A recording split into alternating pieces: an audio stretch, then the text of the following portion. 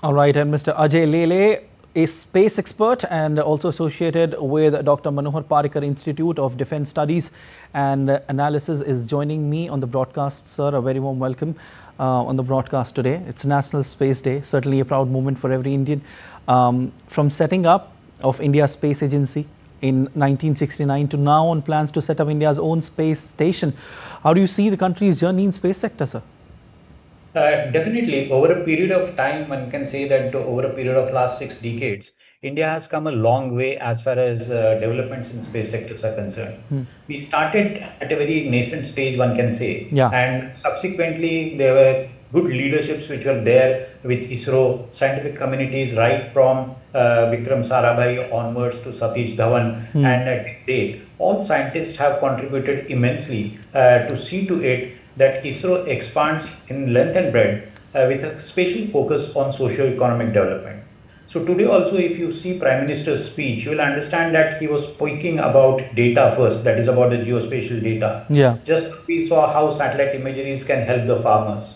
Satellite imageries are helping disaster management agencies. Yes. So over a period of time, we have invested into the domain of a space because as a developing nation, we wanted to get assistance from science to develop our country further. And I think that's what the key of Prime Minister's speech also today, because now we are shifting from socio-economic development. I'm not saying that we are shifting, we are adding another feather to the cap by investing into private sector organizations, various other organizations. We have already taken missions to Moon and Mars.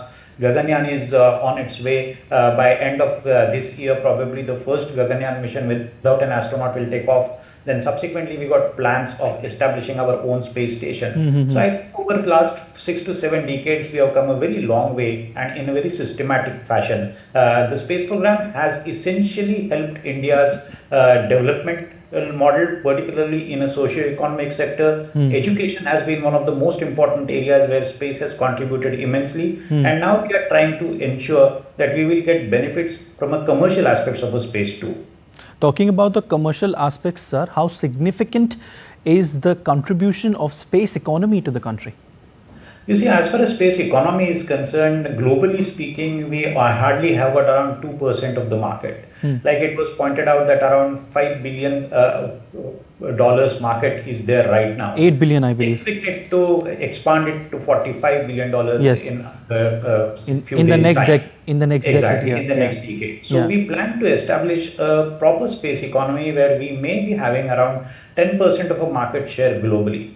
Because you see, last couple of years, particularly during last 7 to 8 years, space is expanding globally because of the arrival of a space-based internet. So satellites and other satellites are making a lot of headway as far as their development is concerned, design is concerned, and launching is concerned. Okay. So India has got possibilities of grabbing the market in both development of a satellite, building of a satellite, and launching of a satellite also, because we have established our small satellite launch vehicle also. Okay. Today in his speech, Prime Minister elaborated that now there is going to be a public-private partnership model where the first Earth observation satellite will be launched. Again, Prime Minister has said that the PSLV, which is one can say that one of the best rockets which ISRO has provided over the years and has given a lot of benefits. The first PSLV, which will be developed by a private agency, also is going to get launched in coming few months. So I think as far as private sector is concerned, ISRO is now transferring the technology to the private sector, and the startups on their own are also developing their own technologies. So this public-private partnership model is going to emerge in a big way, and India will have a major say as far as global aspects are concerned in the domain of space economy in coming decade. Okay, sir, you just talked about the space economy. I want to ask you that what are the options and that are available with us through which we can boom our space economy? You see, right now we have got a very interesting configuration of the startups. To have around 350 startups, as it was pointed out, is a very amazing thing. And they have just got there during last couple of years, and they are doing a wonderful job. Then we have established our own space policy also a couple of years back. So there is a clear guideline which is available for India's private sector that how to invest into a space, which agency is going to do which all jobs. Other thing is that as far as ISRO's program is concerned, there is a lot amount of a diversification which is happening as far as sharing the technology is concerned. Because to have a startup with a limited infrastructure is one thing, and to have high grade testing facilities availabilities are other thing. So all these startups require certain amount of a hand holding from ISRO, particularly in the arena of providing testing facilities, doing consultations and all that. So ISRO has also opened its door for all these startups to give them maximum assistance, so that in future ISRO can concentrate on their basic role of research and the startups can take up the other jobs. And that's why Prime Minister pointed out that he wishes that at least 5 startups turns into unicorns within next 5 years or so. So there's a lot of at stake and a lot of interest and a lot of investments also happening as far as the startup domain is concerned. Correct. And it's also booming the space economy. Sir, I want to ask you, what's your take on the collaborations which are happening? Recently when we talk about the NISAR satellite between NASA and ISRO, one of the biggest collaborations that we have seen, and one of a kind technology that has been incorporated, as far as the Earth observing satellite is concerned. 2 bands are there, the L band, the S band. And as far as the collaborations between ISRO and other countries are concerned, what is your assessment of that? I think as far as ISRO's collaborations with other countries are concerned, we got a very healthy tradition. During 1970s itself, there was a lot amount of a collaboration with France, with NASA, with USSR in those times. Because if you recollect, in 1984, the first astronaut was sent with the help of USSR only. So there has been a very healthy tradition of a space collaborations. But owing to India's nuclear policies, India was put under technological sanctions. So for a couple of years, India suffered a lot. But that has also helped Indian scientific community to develop technologies on their own. Like the Prime Minister pointed out, one system called semi-cryogenic engine which India is developing. The technology was denied to India during 1990s because the sanctions were put on India. So Indian scientists have worked overtime. We have already established our cryogenic engine and now making a rapid progress as far as developing semi-cryogenic engines are concerned. As far as recent collaborations are concerned, the NASA ISRO satellite is one of the most unique satellites, as you pointed. It has got 2 radars. It's going to help us tremendously as far as identifying issues related with disasters, with climate change, how the ice shield is melting, so on and so forth. With other countries, particularly with countries like France, we have got healthy collaborations. Couple of years back, we have launched satellites to study the monsoons. There was a Megastar satellite which was Megatropic satellites which was launched. With other countries also, we have got very good collaborations. And it's nowadays not only a collaboration where India is gaining something out of it. Other countries, because of ISRO providing a frugal engineering and one of the most effective solutions for satellite technologies, other smaller countries also getting attracted towards India. And in those collaborations, they expect India to establish their own space programs and give whatever assistance which is possible over there. So the days are over where we are only depending on other countries for the collaborations. If India's collaboration with NASA also, it is a collaboration where we have gained something specifically from NASA. It is a give and take sort of a thing. We all invested almost similar type of money in this project, and our scientific community also has developed something, and India has launched that satellite. So nowadays the collaborations, one can say with confidence, are at equal levels. Definitely. Sir, when we talk about any country's space journey, and here we are talking about India's space journey, there are some challenges, which the agencies face, or during the journey the country faces. And when it comes to self-reliance, how is India tackling those challenges? You see, it's a very correct question, because challenges have been there, and space is one of the most unforgiving mediums. If you operate in a space, you should be rest assured that there could be certain amount of failures also. So as far as India's scientific community is concerned, just to put a point across, as far as Chandrayaan mission is concerned, Chandrayaan 2 was partially successful, but the ISRO scientific community worked overtime and they ensured that Chandrayaan 3 became a successful mission. And that's why today we are celebrating the Space Day, because this is the day 2 years back when Chandrayaan 3's rover and lander started operating from the southern pole of the moon.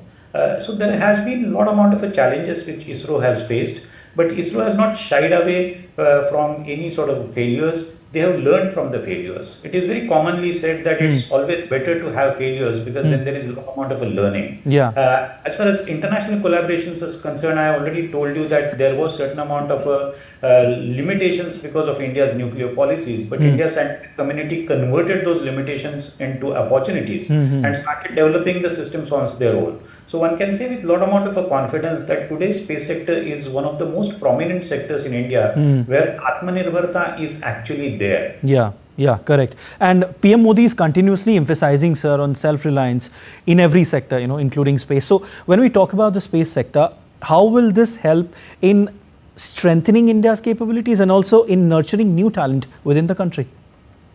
You see, as far as new talent is concerned, again, if you see Prime Minister's speech, there have been certain amount of indications. He's talking of an astronaut school. He's talking of Nation 2.0 missions which were conducted. Then there was a space hackathon which was there. If you see ISRO's trajectory of investing into scientific technologies and the students also, long time back, I think around 2005, 2006 onwards, ISRO started investing into student satellites. So today there are more than 10 to 15 satellites which have been developed by various engineering colleges, IITs and other things. ISRO has established its own agency in Thiruvananthapuram where technological training is given to the scientific community. So something akin to IITs where you give them the trainings into various departments of engineering. Here in space science itself, the training is given. So as far as attracting the talent is concerned, I think there has been a lot amount of efforts over a period of time.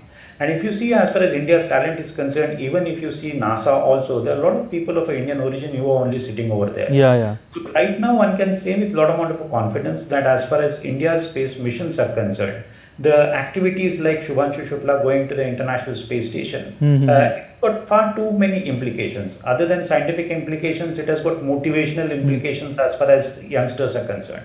So there's a lot of people who are getting attracted towards it. Government has got a lot amount of policies to attract the new talent also. And because of the startups now, there are possibilities of having opportunities for employment too. Because in a couple of years back, if you are trained as a space scientist, other than ISRO, there were very limited options available, and that's why the brain drain was happening. But now with booming startups, the people who will get trained into space science and space technologies will have an opportunities either to start their own businesses or to join the existing businesses in India. So I think as far as scientific pool is concerned with a new talent, I think India could be said as one of the most important countries who is having a great amount of a gene pool as far as space technology and space sciences are concerned. Definitely. We can't let you go, sir, without talking about Shubhanshu Shukla, India's hero.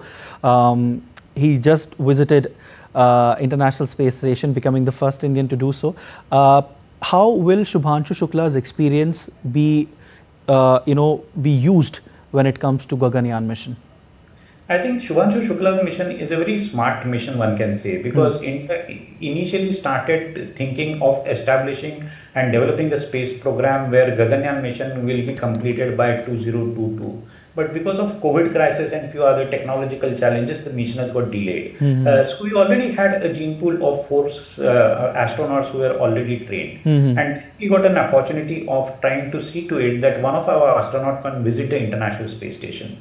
Now the issue over here is that as far as India's Gaganyaan mission is concerned, it's not going to be just one of the missions. It's not going to be the mission just to prove to the world that we can send somebody to the space. It's just the beginning. The mission has got large-term implications, large-term policy perspectives which are involved into it. We want to establish our own space station. So to an astronaut who has already worked on an international space station, it actually boosts our capabilities as far as establishing our own space station. To see something in a video and to actually go work over there in microgravity atmosphere, undertake experiments. Yeah, definitely. We will give a flipper as far as India's program. Definitely.